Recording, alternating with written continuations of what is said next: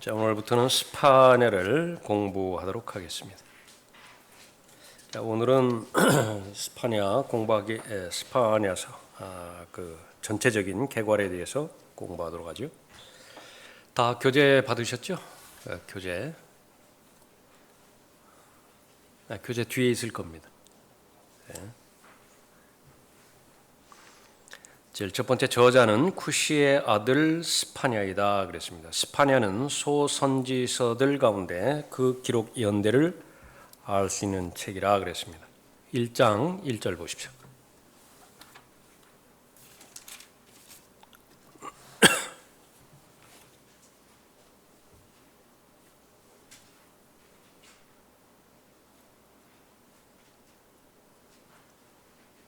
유다 왕 아몬의 아들 요시야의 날들에 히스키야의 현손 아마야의 증손 그달랴의 손자 쿠시 아들 스파냐에게 임한 주의 말씀이라. 왕손이죠. 스파냐는 왕손입니다. 아주 강력하게 그 위치에 맞게 또 스파냐 전체를 볼 때 아주 강한 어조로 하나님의 말씀을 대변하는 것을 볼 수 있습니다. 요시야 통치 기간에 사역을 했는데 연대로 보면 BC 630년경에 해당됩니다. 그 연대는 에레미야와 동 시대 그렇게 인물로 볼 수 있는데 에레미야 1장 1절 2절에 보면 에레미야의 말들이라 유다 왕 아몬의 아들 요시야가 치리한 지 13년째 주의 말씀이 그에게 임하였더라. 에레미야가 주로 요시야 당대에 그 예언한 그런 선지자라고 한다면 스파냐는 그 요시야를 포함해서 그 이후에 왕들에게까지 예언한 그런 선지자입니다. 여호아스, 여호야킴, 여코냐, 시드키야. 요시야 다음에 왕들이죠. 요시야 다음에 여호아스이고요. 여호야킴, 그다음에 여호야킨이 여코냐죠. 그다음에 시드키야 마지막 왕입니다. 그런 왕들의 통치 하에서 유다가 갈갈이 찢겨지기 전에 마지막 부흥은 요시야 통치 때 일어났는데 요시야는 하나님의 말씀을 존귀하게 여겼기 때문이다. 그래서 성경에서 말하는 부흥 또 종교적인 개혁 이것은 말씀으로 돌아가느냐 그렇지 않느냐에 달려 있습니다. 그거 하나밖에 없어요. 말씀으로 돌아가면 개혁이고 그렇지 않으면 아무것도 아닙니다. 하박국 3장 2절에서 오 주여 내가 주의 말씀하신 것을 듣고 무서웠나이다. 이 자세예요. 이 태도라고요. 그런데 마지막 날들은 이 태도가 발견이 안 돼요. 오히려 느긋합니다. 아무리 경고의 말을 한다 하더라도 죄에 대해서 경고의 말을 한다 하더라도 수치스럽게 발견될 것에 대해서 벌거벗은 채로 발견될 것에 대해서 아무리 많이 하나님께서 말씀하셔도 느긋해요. 그것은 무엇이냐 그러면 가장 무지한 때에 살고 있다라고 하는 때입니다. 성경의 역사 가운데서 배우는 것은요 하나님의 심판 바로 직전은요 가장 무지한 때예요. 가장 무시하는 때입니다. 노아의 심판 때가 바로 그랬고요. 소돔과 고모라 때가 바로 그랬습니다. 유다 멸망 바로 직전 여호야킴이라든지 여호야킨, 시드키야 그때가 바로 그랬죠. 우리 월요일날 화요일에 어제 성경 공부 시간에 살펴봤지만은 지금까지 하나님의 말씀에 대해서 반역하고 반항하고 불순종하고 그런 왕들이 있다 하더라도 실제로 가한 크게 하나님의 말씀을 그 손칼로 잘라가지고서 불에 던져버리는 왕은 없었다고요. 근데 그렇게 하고도 아무렇지도 않아요. 그런 당시의 그 상황을 말하는 것인데 여기에서는 한결같이 생명력은 어디에서 오는 것이냐? 죄를 죽일 때 오는 것이거든요. 이 하나님의 은혜라고 하는 것은 이제 하나님께서 전파하시는 메시지의 절정인데 은혜가 임하면 이루어지지 못할 일이 없어요. 근데 누가 은혜의 대상이 되는 것이냐 그러면 하나밖에 없어요. 죄를 죽이는 사람밖에 은혜 받을 사람이 없다고요. 근데 과연 죄가 죽었느냐? 그렇지 못한 상태에서 은혜 받았다라고 하는 사람들을 십자가의 원수들이라고 그래요.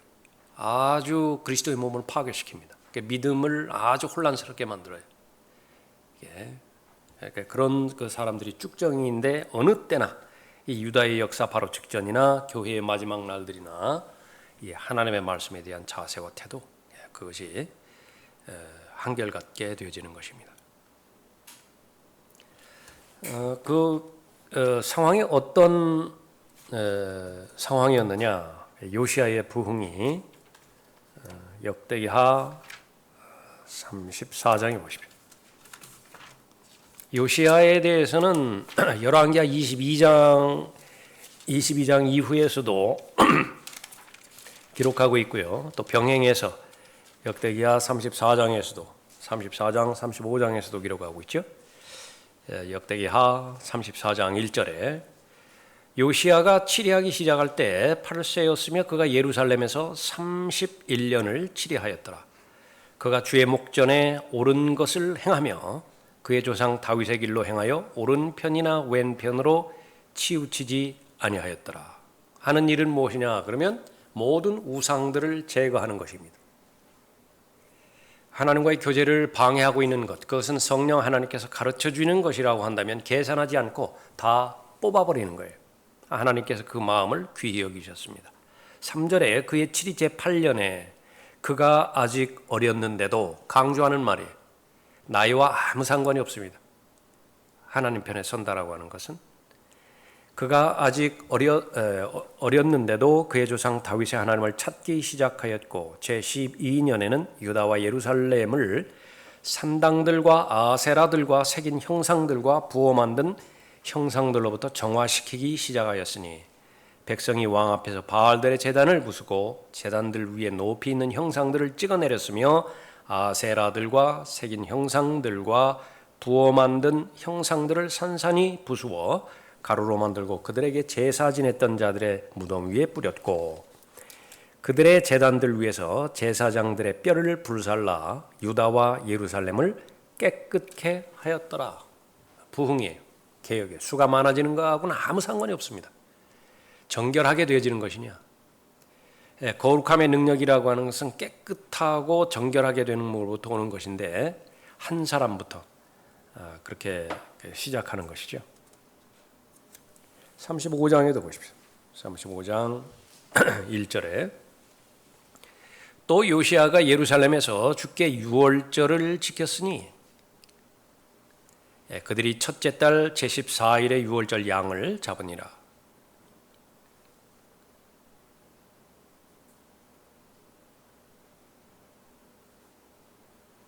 (7절에) 요시야가 백성에게 양떼 중에서 어린 양과 어린 염소 3만과 수송아지 3천 곧 참여한 모든 사람들을 위하여 유월절 제물로 쓸 모든 것을 주었으니 이것들은 왕의 재산에 속한 것이더라.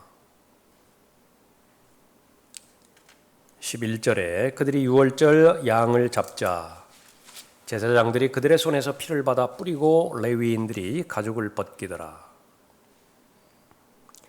그래서 그 다음에 보면 이제 마음이 회복이 되어지고 찬양이 일어나고 또 하나님을 송축하게 되어지죠. 자, 이것이 이제 마지막 부흥의 그런 계기였다고 그렇게 볼 수 있습니다. 그 이후로 이제 계속 퇴락해서 포로로 잡혀가는 거예요. 포로로 잡혀가는 사태는 점점 가까이 다가오고 있는 것이죠. 자, 스파냐가 사역할 때는 요시야 왕의 계획대로 유다에서는 우상을 제거하기 시작하였는데 철저하게 제거하지는 않았다. 다시 스파냐로 돌아가서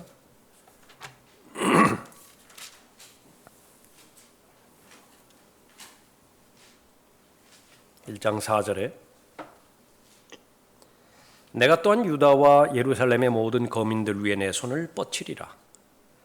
내가 이곳으로부터 바알의 남은 자와 크마림의 이름을 그 제사장들과 더불어 끊어버리리니 지붕들 위에서 하늘의 군상을 경배하는 자들과 주로도 맹세하고 말캄으로도 맹세하며 경배하는 자들과 주로부터 돌이키는 자들과 주를 찾지도 아니하고 그에게 구하지도 아니하는 자들이라. 무엇을 말하는 것이죠? 여전히 남아 있어요. 우상을 제거하기는 했는데 이것이 완벽하게 완전하게 뿌리 뽑지는 못했다라고 하는 것입니다. 실제로 요시야가 개혁했던 그 상황, 그 결론을 보면 이 외관상으로 나타나는 그 부분에 있어서는 그냥 개혁하는 것 같았어요. 그러니까 모습들이 그랬죠. 그러나 이제 스파냐로 들어와서 스파냐의 관점에서 보면 이 표면보다 더 깊은 곳이 무엇이냐, 그 상태가 무엇이냐, 여기에 이제 중점을 두는 것입니다. 다시 말하면 이 신약의 교리로 본다고 한다면 마음이에요. 마음의 상태. 여러 차례 우리가 살펴봤죠. 경건의 모양과 경건의 능력, 그 두 가지가 괴리감이 없어야 돼요. 근데 그 괴리감이 있는 때는 아주 어려운 때라고요. 예수님 때도 그랬죠. 대표적으로 내세운 인물이 바리새인이에요. 바리새인은 항상 배운다고요. 그러나 진리를 바로 눈앞에 두고도 진리를 소유하지 못해요. 소유하지 못한 상태에서 소유했다고 고백만 하는 것, 그건 가짜들입니다. 포제션, 이것이 관건인데 예수 그리스도를 소유하고 진리를 소유하고 실제로 성령 안에 있는 의와 화평과 기쁨을 소유해야죠. 그러면 이제 그것이 밖으로 표출이 되어져요. 그것을 간증이라고 하죠. 그런데 전혀 없어요. 전혀 없는데 profess, 고백만 해요. 배교의 무서움이 어디에 있는 것이냐? 이 가짜 개혁, 가짜 부흥, 이게 다 속아 넘어가 버리는 거예요. 왜 그렇죠? 차라리 믿지 않는 자들은 모양마저도 부인해 버린다고요. 고백에는 진실성이 있어요. 그들의 고백에는 나는 믿지 않는다고, 나는 믿을 수가 없다고, 또는 믿으려고 해 보아도 나는 잘 믿어지지가 않는다고, 내 마음대로 할란다고. 근데 이 가짜들은 다 믿는다고 하는 거예요. 다 믿는다고 하니까 설교자가 속아요. 구령자가 속습니다. 다 믿는다는데요. 실제로 우리가 들림받아 올라가서 그 하늘에서 이렇게 살펴볼 때요, 얼마나 수많은 가짜 고백자들이 있는지 그때 가서 이제 다 드러날 거예요. 믿지도 않으면서 믿는다고 한다. 예. 스파냐는 바로 이 표면보다 더 깊은 곳에 분별력을 가지고 그렇게 보았습니다. 사람들의 마음을 그렇게 봤던 것이죠. 신앙적 열성이 참된 열성이냐 그렇지 않은 것이냐를 반드시 구분할 수 있어야 돼요. 예. 실제로 하나님에 대한 열성 없이 하나님의 일은 아무것도 이루어지지 않습니다. 예수 그리스도를 개인의 구주로 영접하는 것부터가 열정이 없으면 불가능해요. 그 열정이라고 하는 것은 개인적인 필요에 근거해서 내가 자발적으로 결정하는 모든 과정들이거든요. 그 이후로도 마찬가지예요. 하나님에 대한 열성. 그래서 살아있으나 죽은 자라고 하는 그 평가가 제일 무섭죠. 살아있기는 살아있는 것 같은데 열성이 없어요. 그 죽은 사람이라고요.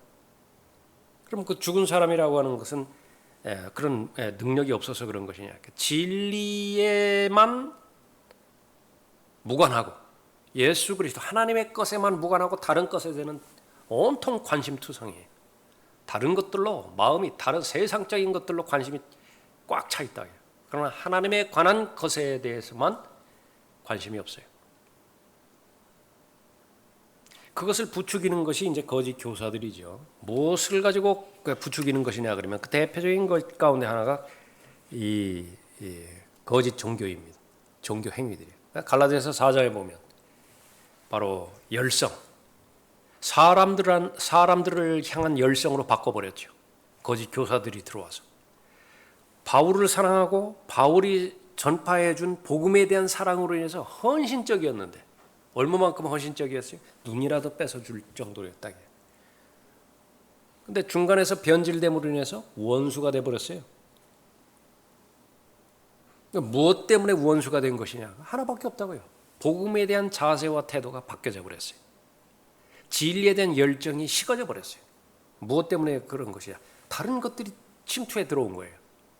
그러니까 그 시대입니다. 지금 스파냐가 사역하던 그 시대 때는 종교적으로 요시야의 종교개혁이 일어났을 때 외관상으로는 다 뭔가가 되어 가는 것 같다고요. 그러나 실제로 통찰력으로 살펴봤을 때 그 개혁이라고 하는 것은 아주 얄팍한 거예요. 조금만 만져도 깨져버릴 유리와 같은 그런 본이었습니다. 우상들을 보이는 데에서는 다 제거했을지 몰라요. 가정이라든지 산당이라든지. 그러나 마음에 있는 우상은 절대로 안 버리겠다라고 작심을 해버렸어요. 내 마음에 있는 우상은 절대로 버리지 않겠다. 그것이 바로 그 당시 이스라엘의 그 상태였습니다. 이제 계속해서 살펴볼 것이지만은요, 스파냐 1장, 2장 그 인도하는 지도자들이 얼마나 탐욕스럽고 또 얼마나 위선적이고 얼마나 하나님의 말씀에 불순종하는 대표적인 그런 사람들이었는지. 그래서 예루살렘이 도시가 가장 거룩하고 깨끗한 도시여야 됨에도 불구하고 가장 더럽고 타락한 도시예요. 스파냐에서 나오는 예루살렘은. 마치 어디요? 요한계시록 11장에서 예루살렘에 대해서 평가되죠. 소돔과 이집트 같아요. 하나님이 전혀 없는 그런 시티, 성읍과 그렇게 같다고 말이죠. 그러니까 그것이 이제 사람들이 속는 것이죠. 오늘날에도 마찬가지입니다. 오늘날에도 수없이 교회 수는 늘어나고 하나님을 섬긴다라고 하는 그 사람들의 여러 가지 형태들, 무브먼트죠. 그들은 요란하다고요. 아주 다양해요. 그래서 전에 없던 것을 막 새로 만들어내기가 바쁘다고요. 목회 무슨 프로그램도 다양하고 이렇게 패러다임도 바꾸자고 하고 사람들은 그 새로운 것에 또 관심을 가지고 하는데 정작 살아계신 하나님이 없어요. 그것을 어떻게 할 수 있는 것이냐? 하나님의 말씀에 대해서 하박국에서 살펴봤던 것처럼 두려워 떠는 자세와 태도가 없다. 그런 그 상태에서 스파냐가 사역했던 그런 그 부분입니다. 그러니까 우리가 정말로 속지 말아야 될 것은요, 내가 도덕적으로 죄를 짓지 않는다, 윤리적으로 죄를 짓지 않는다, 사람들과의 관계가 내가 설정해 놓은 기준에 합당하다. 그런데 성경을 조금만 알면은요, 그것이 믿음의 우선순위에 돼 있을 때에 마귀가 가장 좋아하는 사람이죠. 거기는 다른 부분이지만 한번 참고로 찾아보죠. 마태복음 12장 보세요. 마태복음 12장에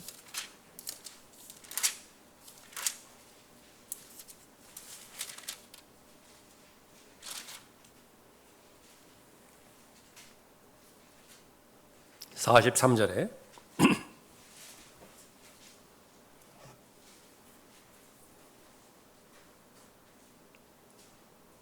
더러운 영이 어떤 사람에게서 나와 물 없는 곳으로 두루 다니면서 쉴 곳을 찾다가 찾지 못하자 그가 말하기를 내가 나왔던 내 집으로 돌아가리라 하고 돌아와 보니 그 집이 비어있고 소재되고 단장되었더라. 모든 우상들 다 제거해버리고요.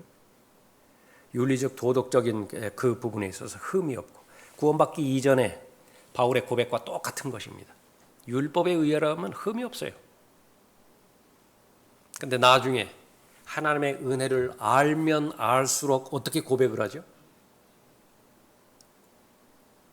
고린도전서 15장에서 바울은 사도들 쭉 나열하면서 자신을 어떤 사도라고 해요? 자격 없는 사도라고 해요. 그 사람이 어떤 고백을 했다고요? 율법에 의하면 나 흠이 없다. 나는 하나님의 법에 의하면 완벽한 사람이었다고. 디도서 1장에 의하면 뭐라고 고백을 합니까? 자기 자신이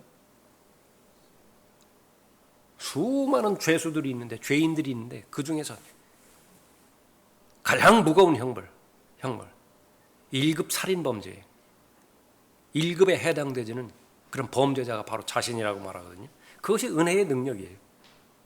그렇게 될 때에 하나님의 말씀에 의해서 성령께서 역사하시는 것인데 바로 이 부분이 이제 핵심인 것입니다. 그 집이 비어있고 소재되고 단장되었더라. 45절에 그러자 그가 가서 자기보다 더 악한 다른 7 영을 데리고 가서 들어가 거기서 사니 그 사람의 나중 상태가 처음보다 더 악화되더라. 자배가 안 돼요. 회개 안 돼요. 말씀을 봐도 뜨거움이 더 이상 없어요. 그러니까 제일 치명적인 상태입니다. 그러니까 완전히 이제 단절이 돼버린 거예요. 근데 그 전에는 여러 번 기회가 주어지는 거예요. 하나님의 말씀에 대해서 두려워 떨고, 그런데 이게 하나님의 말씀을 가볍게 보았기 때문에 그 기회를 다 잃어버린 것이죠. 그래서 제일 경고하는 것은 외적인 개혁입니다. 성경에서 경고하는 것은 외적인 개혁이에요. 외적인 개혁. 그래서 디모데후서 4장에서 계속 말하잖아요. 항상 배우나. 외적인 그 모습이에요. 경건의 모양은 있으나 그 외적인 부분을 말하는 거예요. 이익이 경건이라고 생각하는 사람, 수가 많다 그래요. 자신들이 말하는 기도에 응답이 된다 그거예요. 그럼 그걸 다 이익이라고 보는 거예요. 하나님께서 내가 물질적으로 풍요하고 또 내가 세운 개인적인 계획이 실행이 되니까 하나님께서 나를 도와주셨다, 돌보아주셨다. 그러니까 그거는 기준이 될 수 없어요. 그렇게 될 수도 있지만 그것과는 상관없을 수도 있다. 가장 큰 문제는 무엇이냐 그러면 하나님의 은혜가 내 안에 머물러 있음으로 인해서 그 은혜의 능력으로 죄를 죽일 수 있다냐 그 말이에요. 그런 능력이 나한테 있느냐. 그 하나를 찾아야 돼. 하나. 그럼 나에게 있어서 죄는 어떤 것이에요? 하나님과의 친밀감을 방해할 수 있는 모든 것들이에요. 이제 도둑질 한다든지 죽인다든지 거짓말 한다든지 사기친다든지 그 수준은 넘어가 버렸죠. 그 수준이 넘어간 상태에서 안심하고 안정한다. 그러면 그건 마귀의 밥이에요. 어떠한 성령의 열매도 기대할 수 없는 것입니다. 바로 스파냐가 사역할 때 이스라엘의 상태가 바로 그 부분이었습니다. 마귀는 죽이고 도둑질하고 죽이고 멸망시키는 것이죠. 그 이스라엘에 대해서도 마찬가지. 이스라엘에 대해서 멸절시키기를 원하는 것인데 마귀의 길을 열어줘 버렸어요. 무엇이요? 가짜 개혁이. 사람들 안심하고 있는 거예요. 그러다 막 계속해서 선지자들이 경고하는 것처럼 가짜 선지자들 와가지고 평화로다. 바빌론에 절대로 잡혀가지 않을 것이다. 절대로 잡혀가지 않을 것이다. 그런 상태에서 하고 있습니다. 큰 두 번째 보십시오. 하박국과는 달리 스파냐에 대해서는 성경은 많은 정보를 말해준다. 스파냐가 예언한 정확한 연대뿐 아니라 4대에 걸친 1장 1절에서 살펴봤죠. 그의 족보까지도 말해준다. 모든 주석가들은 스파냐가 유다 시트키아 왕의 현손이라고 말한다. 스파냐의 이름의 의미는 여호와께서 숨기셨다. 여호와께서 소중히 여기셨다이다. 세 번째, 스파냐는 3장 53절로 이루어져 있다. 3장으로 이루어졌습니다. 하박국도 3장으로 이루어졌죠. 예언의 거의 대부분은 예수 그리스도의 재림을 다룬다. 1장 7절 보십시오.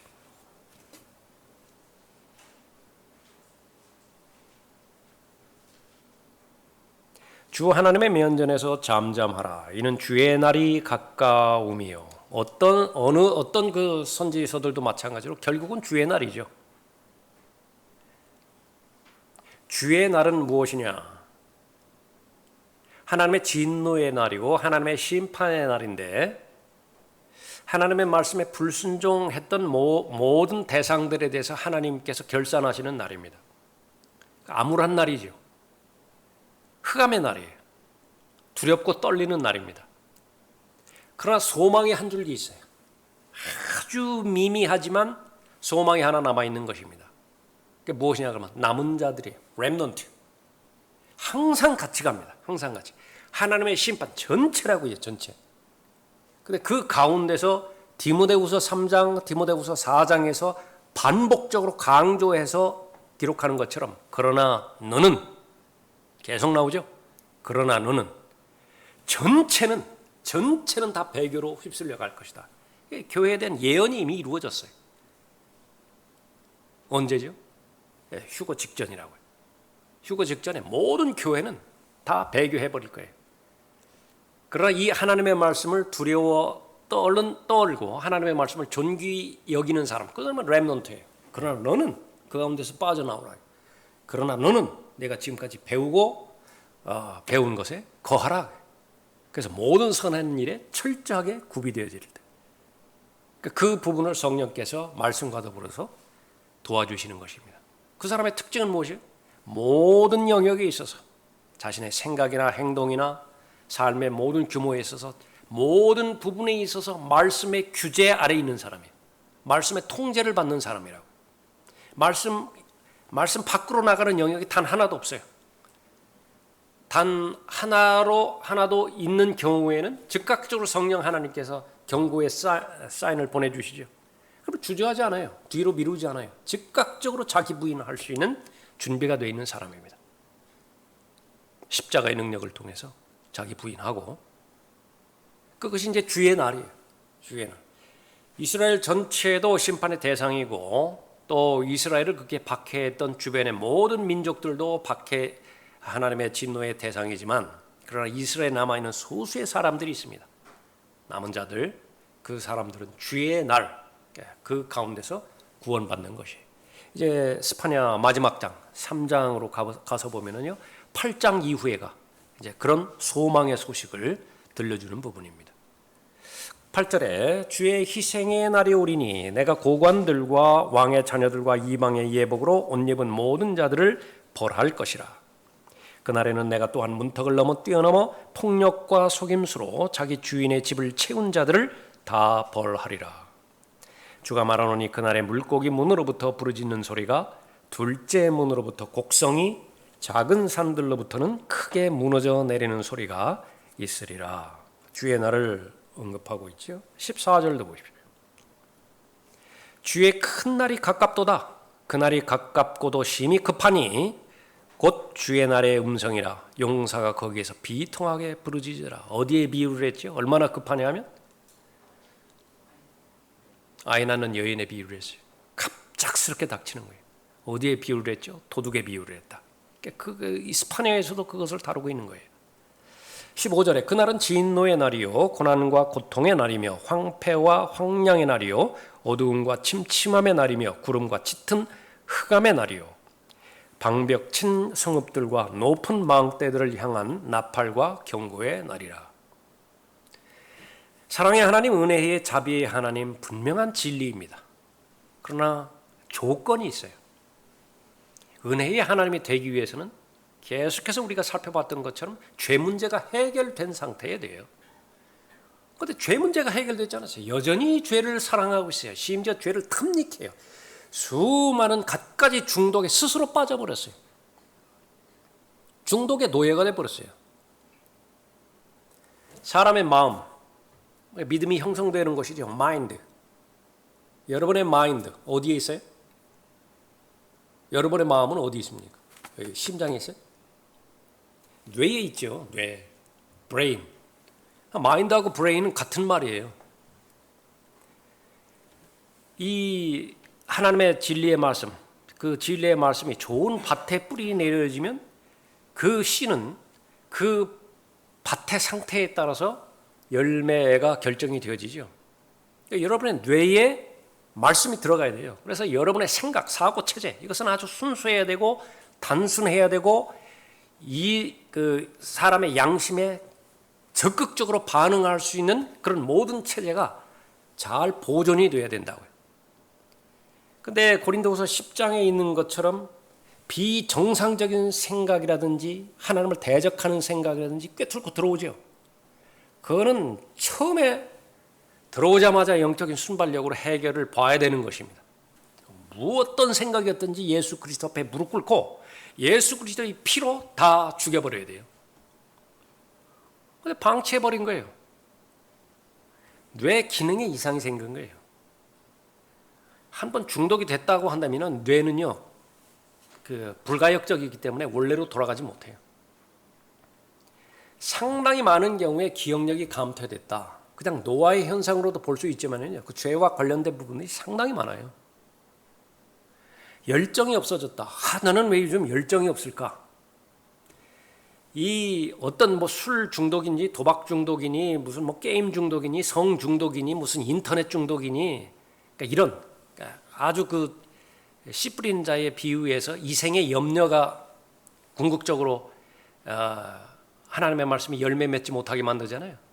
그게 이제 습관이 돼버렸어요. 걱정과 염려와 다른 세상의 관점이 습관이 돼버리면 그게 다름 아닌 중독이에요. 패턴이 반복적으로 일어나잖아요. 매일마다. 그렇게 되면은요, 그 뇌의 기능이 쪼그라들어요. 팍 쪼그라든다. 그럼 어떻게 되는 것이냐? 그러면 다른 일들을 마땅히 해야 되는 일들, 그 일들을 행할 능력이 저하돼 버리는 거예요. 의욕이 떨어지고요. 하고 싶은 일이 없어져요. 나중에. 그렇게 무서운 것입니다. 그러니까 성령 하나님께서 하나님의 사람을 보호하시고 인도하시는 가운데서는 그 마음을 보호하시고 그 마음을 인도하셔야 하는데, 하나님의 말씀이 계속해서 씨 뿌리 내리지 못하게 방해하든지요, 하나님의 말씀에 대해서 뿌리 내리지 못하도록 방해한다. 또 하나는 뿌리 내려도 탕탕 튀게 만든다. 하나님의 말씀에 대해서 거부 반응이 일으키기 때문에 뭐 심각한 거예요. 뇌가 망가져 버렸다. 그렇게 되었을 때에는 바로 하나님의 말씀에 대해서 그 전에는 막 두려워서 떨기도 하고 막 조심스러워하기도 하고 이게 이루어지지 않으면 막 안달이 나기도 하고 그렇게 했었는데 그냥 무덤덤해진 거예요. 그 양심이 화인맞은 겁니다. 그 양심이 어디 있어요? 여기 있습니까? 뇌에 있어요. 뇌에. 뇌가 망가져 버린다고. 그런 그 부분들을 감안하지 않고 성경에서는 얼마나 이 마음에 대해서 많이 강조를 했어요. 특히 빌립보서 골로새서 예수 그리스도의 마음과 생각. 그것을 우리가 가지고 그 마음을 지키고, 성령께서 주신 좋은 것이거든요. 아름다운 것이라고요. 그걸 지켜내야 되는데 그러지 못한 것이죠. 16절에 방벽 친 성읍들과 높은 망대를 향한 나팔과 경고의 날이라. 그 경고의 날, 경고로 받아들이면 사는 거예요. 노아는 그랬다고요. 아브라함 보고 떠나라 그랬으면 아브라함도 하나님의 말씀을 존중하고 떠났지요. 믿음의 조상이 된 것입니다. 2장 1절에 오 수치를 모르는 민족아 함께 모이라. 정령 함께 모이라. 변명이 시행되기 전에 그날이 쭉정이처럼 지나가기 전에, 주의 경노가 너희에게 임하기 전에, 주의 분노의 날이 너희에게 임하기 전에 모이라. 그의 공의를 행하는 너희 지상의 모든 온유한 자들아, 너희는 주를 찾으라. 의를 찾고 온유를 찾으라. 너희가 혹시 주의 분노의 날에 숨겨질 수 있으리라. 같은 말이었죠. 이번 기회가 마지막 기회라고 한다면 한 번의 기회를 더 주십시오. 그런 절절한 마음, 그 마음을 품고 기도한 적이 언제였던가. 예. 그러니까 이때도 마찬가지예요. 하나님의 진노의 날이 퍼붓기 전에 하나님께서는 하나의 소망의 메시지를 들려주시는 것입니다. 그러니까 남은 자에 해당되어진다고 한다면 이 소망의 영역에 포함될 것이지만, 그렇지 못하면 멸망당하는 것이에요. 3장에다 보십시오. 3장 8절. 웬만하면 여러분이 다 알고 계시는 구절이죠. 인류의 역사의 미래의 결정입니다. 주가 말하노라. 그러므로 너희는 내가 일어나서 먹이로 삼는 날까지 나를 기다리라. 이는 내 결심이 민족들을 모으는 것이미니. 지금 몇 개국인지 모르지만은 191개국이라고 한다고 한다면 그거 다 모이는 거예요. 유엔이라고 하는 명목하에 다 모이는데, 그러나 그게 왜 모이는 것이냐? 하나님의 결심이에요. 그것이 하나님의 결심이래요. 이는 내 결심이 민족들을 모으는 것이미니 내가 왕국들을 모아서 그들 위에 내 분노 곧 나의 모든 경노를 쏟으리라. 이는 온 땅이 내 질투의 불로 삼켜질 것임이라. 이런 말씀을 앞에 두고도 모든 인류의 아버지가 하나님이라고 부를 수 있겠는가? 구원받은 사람이든 구원받지 않은 사람이건 모든 사람의 아버지는 하나님이라고 그렇게 부를 수 있어요? 이런 말씀을 앞에 두고도 여전히 하나님께서는 모든 죄인들을 사랑하신다고 말씀하실 수가 있느냐고 말이에요. 하나님의 사랑은 한 군데서만 발견되죠. 십자가에서만 발견되는 거예요. 십자가에서만.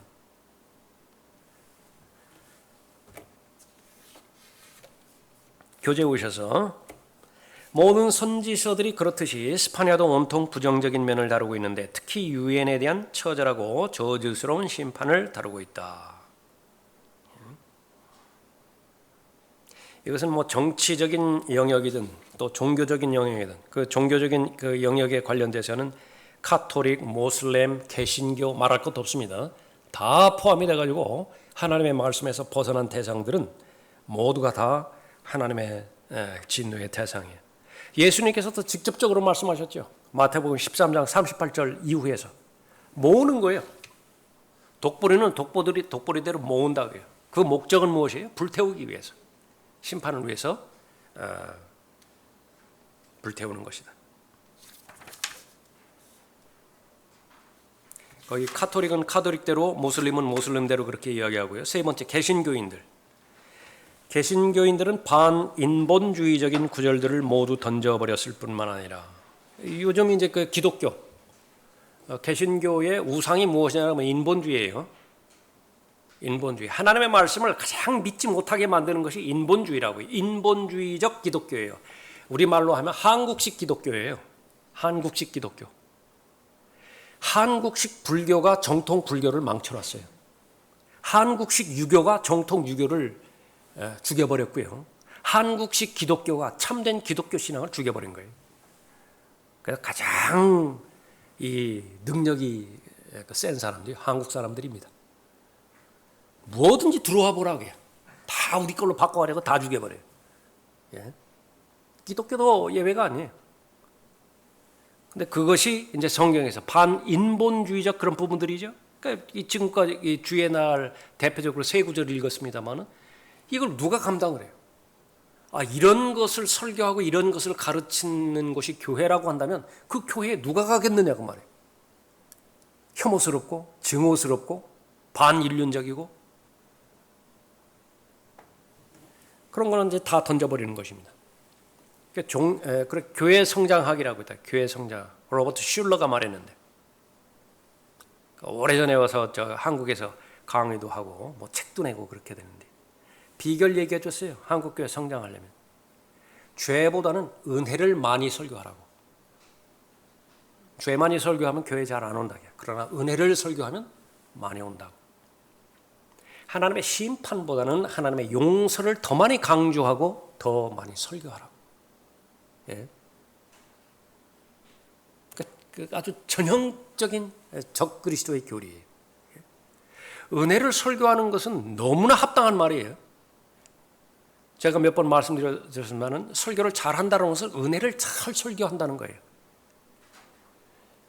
정말 부러워하는 대상은 십자가의 그 설교, 십자가의 교리를 잘 전달해 주는 사람. 저는 부럽다고요.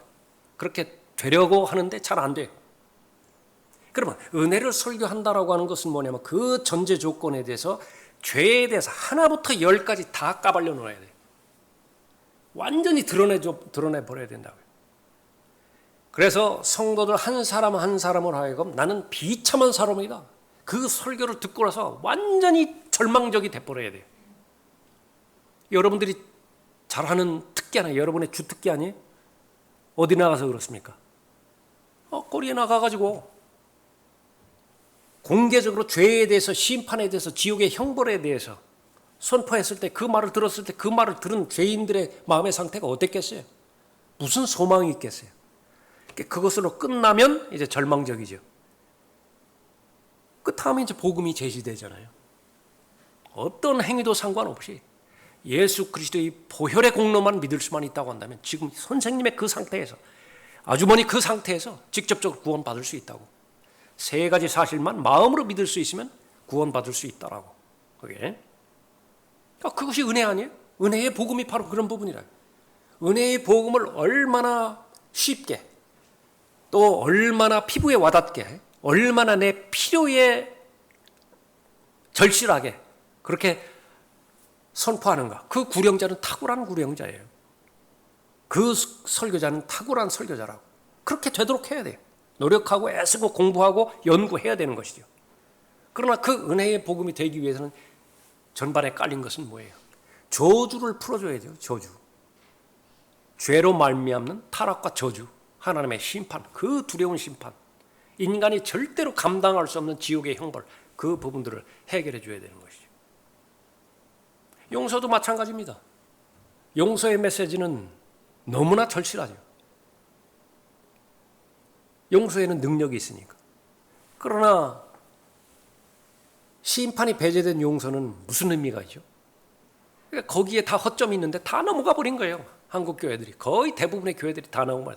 왜? 교회 성장하면 매달렸다. 진정한 교회 성장은 무엇입니까?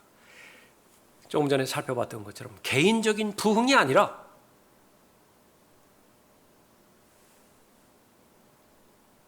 교회 사이즈라든지 겉모습이라든지, 그러니까 이런 것들만 초점을 맞췄기 때문에 그런 것입니다. 네 번째, 복음주의자들 거기 읽다 말았네요. 그런 반인본주의적인 구절들을 모두 던져버렸을 뿐만 아니라 창세기 기록을 기록된 대로 그대로 믿지 않고 진화론이라는 종교를 받아들였다. 복음주의자들, 보수주의자들, 근본주의자들도 종교개혁 원문인 킹제임스 성경을 버리고 3만 군데 이상 수정을 가한 현대 번역본들을 고안해냈다. 그래서 이스라엘에 관련된 모든 약속들을 고의적으로 다 배격해버리고요. 이스라엘을 대적하는 것은 물론이고 하나님께서 이스라엘에게 약속된 약속의 땅, 그것도 제멋대로 다 해버린 것이죠. 그 결과는 무엇입니까? 하나님께서 전쟁을 선포하신 거예요. 그 모든 지구촌, 우리는 하나다, 손에 손잡고 그 대상들에 대해서 하나님께서 전쟁을 선포하셨는데 그 세 번째 마지막 그 결론에 보면 문자 그대로의 군대, 문자 그대로의 전쟁 일으키신다. 그렇게 해서 적그리스도의 세상을 침공하시겠다고 하신 것이다. 이것은 재판관계 5장에서, 요엘 3장에서, 또 이사야 26장에서 대표적으로 예언하셨고요.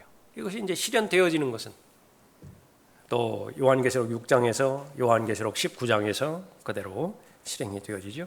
네 번째, 물론 스파냐에서 주로 정죄하는 대상은 이스라엘이다. 특히 배교한 유다를 정죄하고 있지만 2장에서는 그 정죄의 대상에 이방인들도 포함된다. 그래서 2장에 가서 보면 민족들이 계속 열거가 되어집니다.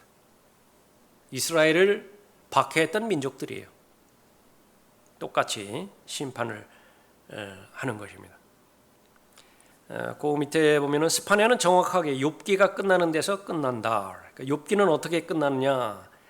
욥기 42장 10절에 보면 거기에 사로잡힘을 돌이키셨고라고 하는 표현이 나오죠. 스파냐 3장 20절에서는요. 너희의 사로잡힌 자를 돌이킬 때, 이거 우연이 아니라 그 말이에요. 그래서 욥기가 42장으로 되어 있는 것은 42달 동안 대환란 가운데 있는 유대인을 말하는 것이죠. 욥은 얼마나 많은 박해를 받았어요? 고난을 받았습니까? 대환란 때에 이스라엘의 남은 자들이 그렇게 고난과 박해를 받는 것입니다. 이는 욥기가 바로 대환란을 통과하고 있는 유대인의 그림을 보여주는 것이다. 스파냐는 유대민족의 회복과 더불어 끝난다. 모든 선지서의 주제는 이스라엘의 회복이에요. 그러니까 하나님께서는 이스라엘을 회복시키는데 그 회복시키는 과정 가운데서 반드시 결산하셔야 되고 계산하셔야 되고 심판하셔야 되는 거예요. 그것이 공의로운 하나님이죠. 그래서 순서는 항상 의가 먼저 옵니다. 화평과 기쁨이 먼저 오면 안 돼요. 그건 마귀들의 교리예요. 하나님의 나라는 먹고 마시는 것이 아니라 성령 안에서 뭐가 제일 먼저 나온다고요? 의와 바로 잡혀야 돼요. 하나님의 관계가 바로 잡혀야 된다고요. 질서가 바로 잡혀야 돼요. 그러면 그 바로 잡혀진 의의 상태에서 기쁨과 평안이 결과적으로 주어지는 것입니다. 그런데 그것을 거꾸로 하려고 한다. 거꾸로. 교회는 이렇게 화목한 곳이어야 된다. 교회는 가정과 같은 친목의 그런 그 단체가 되어야 된다. 그래서 무슨 가정교회 그런 것들도 있고 궁극적으로는 그렇게 돼야 돼요. 강성한 교회는요, 그 교회 모임에 어떤 모임에 가든지 웃음이 있어요. 여러분들 명심하세요. 여러분 가정도 마찬가지입니다. 내 가정이 정상적인 가정이라고 한다면 거기는 웃음이 있어야 된다고요. 즐거움이 있어야 돼. 여유가 있어야 된다고요. 교회도 마찬가지고 교회 여러 모임들 있잖아요. 모임들도 거기 가면은 즐거움과 기쁨이 있어야 돼요. 근데 비난이 있다. 이상해요. 그거 반드시 해결해야 될 부분입니다. 서로가 열심을 품고 있는데 잘해보자라고 하는 것인데 잘 못 따라오는 사람이라든지 내 의견에서 벗어난 사람들은 비난의 대상이에요. 저 사람 왜 저러지? 저 사람 왜 안 나오지? 결과를 보고 한다고 해요. 결과를 보고. 그러나 분명한 사실은 그런 웃음이 있고 기쁨이 있고 즐거움이 있어야 되는 것이지만 그 과정에 대해서는 어떻게 돼요? 잘못된 것 바로 잡아야 된다고요. 다리를 절면요 한계가 있어요. 반드시 고침을 받아야 돼요. 바로 잡아야 된다고요. 탈골이 됐으면 위골이 됐으면 그 뼈를 맞춰야 된다고요. 고통이 따라요. 고통이 따른다고. 그런데 그 다음부터는 이제 얼마나 편합니까? 얼마나 자연스러워요. 자유스럽습니까? 그러니까 그런 모든 과정들을 다 통과해서 가야 되는 것이죠. 이스라엘의 회복입니다. 주제가 스파냐도 역시 마찬가지로 이스라엘의 회복인데 하나님께서 고쳐주셔야 돼요. 치유하신다 말이에요. 예. 그러나 골문 곳 도려내실 것을 말하는 거죠. 어디까지 있나요? 스파냐는 유대민족의 회복과 더불어 끝난다. 유대민족은 카톨릭 교회, 교황들, 무천년주의자들 그리고 10억이 넘는 무슬림과 원수이다. 개신교도 마찬가지예요. 누가 원수냐? 후천년주의 교리를 받아들이면 그 유대인들과 원수가 되는 거예요. 유대인들에게 준 약속, 유대인들에게 준 언약 다 도둑질해다가 자기가 다 차지해버렸다. 유대인은 하나님께서 끝내셨다고. 이제는 유대인을 대체해서 교회인 우리를 하나님께서 상대하신다고. 유대인과 원수 관계라고. 하나님께서는 분명히 조건 없는 언약을 아브라함에게 주셨죠. 유대인을 선대하면 선대해요. 그거 하나밖에 없어요. 그러나 유대인을 대적하면 하나님께서 대적하신다. 그 결과가 지금까지 살펴봤었던 디모데후서 3장 4장에서 교회는 배교로 끝나버리는 거예요. 하나님의 원칙에서 벗어났기 때문에 그런 것입니다. 스파냐의 메시지는 주의 날이 그 주요 내용이다. 주의 날에는 모든 사람 위에 하나님의 진노가 임하여 멸절당한다.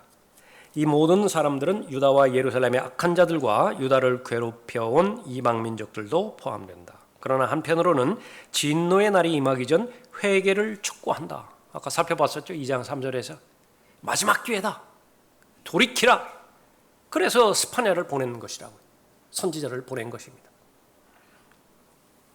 주의 날의 마지막은 기쁨의 날이 될 것이다. 그러나 소수의 사람들만 기쁨에 동참을 해요. 진노의 날에 남은 자를 남겨두시어 자신의 의로운 백성들을 구하신다.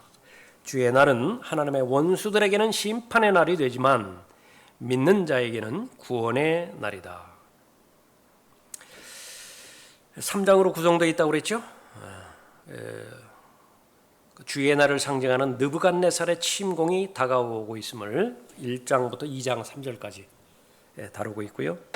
2장에서는 주로 그 민족들의 그 심판, 이것이 이제 마태복음 25장으로 연결이 되어집니다.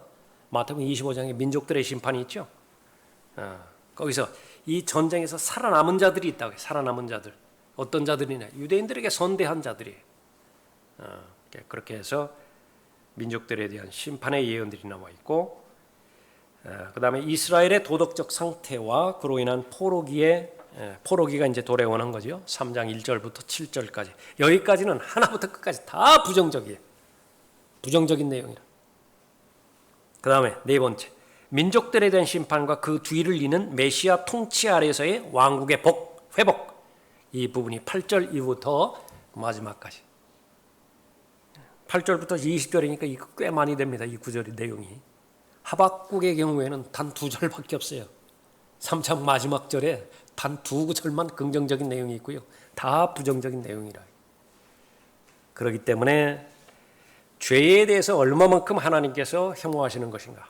하나님의 마음에 일치된 하나님의 사람이라고 한다면 똑같은 마음으로 죄에 대해서 얼마만큼 증오해야 되고, 왜 그런 것이야? 남의 이야기가 아니거든요. 다 나와 관련된 부분이에요. 그래서 계속해서 부지런히 내 자신을 하나님의 은혜의 보좌 앞에 가서 시간을 확보해서요. 시간을 확보해나가 너무 바쁘면 자신을 성찰하지 못해요. 그 전에 우리가 살펴봤던 것처럼 해치우기 바쁘다고요. 성경 읽어 치우기에 바쁘고, 기도 해치우기에 바쁘고, 모임 참석 해치우기에 바쁘고요. 여유가 없어요. 여유가. 근데 자신을 바라봐야죠. 자신을 바라보고 정말로 나는 살아계시고 영으로 계신 만왕의 왕이고 만주의 주이신 창조주 하나님과의 친밀한 관계가 더 발전이 되던가. 그러니까 그러면 정상적인 길을 걸어가는 거예요. 친밀감입니다. 친밀감. 커뮤니언. 연합이 되었다고 한다면 유니언. 그건 단 한 번에 이루어지고요. 그 다음에 하나님과의 교제. 이것은 계속해서 나아가는데, 믿음이 성장하면 성장할수록 다니엘보다 더 현명한 마귀의 계략과 술책은요, 더 가공할 무기로서 우리에게 다가온다고요. 그걸 대처해 나가야 되죠. 더 하나님 말씀 알아야 돼요. 더 하나님 말씀 묵상해야 되고, 공부해야 되고, 연구해야 되고, 그렇게 해야 되는 것이죠. 그러니까 그런 하나님의 말씀과 동행하기 위해서 또 여러분 안에 성령 하나님께서 내주하고 계시는 것입니다. 자, 다음 시간부터 1장 1절부터 본문을 공부해 보도록 하겠습니다.